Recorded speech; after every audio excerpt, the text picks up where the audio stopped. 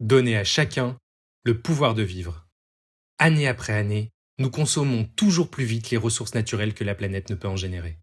Pendant ce temps-là, en France, 5 millions de personnes vivent avec moins de 850 € par mois et plus de 9 millions sont sous le seuil de pauvreté. Notre modèle de développement est à bout de souffle. Basé sur l'épuisement des ressources naturelles, la compétition sans fin, l'obsession du profit de court terme au détriment du bien-être humain, il engendre inégalité, pauvreté, dérèglement climatique, disparition de la biodiversité.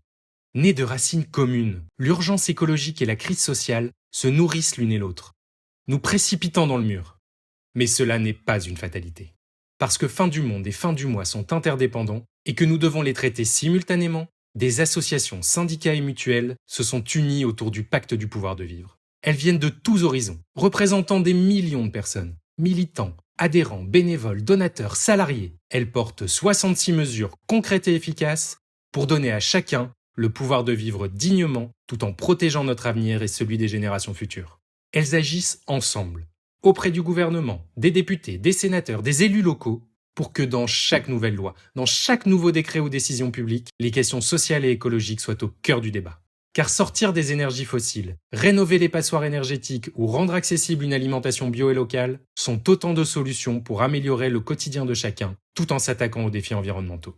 Les régions, les villes, les bassins d'emploi sont également de bonnes échelles pour agir. Grâce aux représentants locaux des organisations du pacte du pouvoir de vivre, des propositions nourrissent déjà les décisions publiques.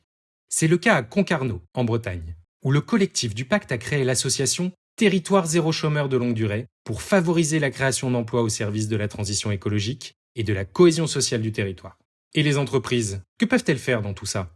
Sur les lieux de travail, il est aussi possible d'agir pour le pouvoir de vivre. Par exemple, dans les Pays de la Loire, des salariés ont voté pour les propositions du pacte qu'ils souhaitaient porter en priorité au sein de leur entreprise. Parmi elles, la revalorisation des métiers majoritairement occupés par des femmes ou le meilleur accès aux produits locaux éco-responsables dans la restauration collective.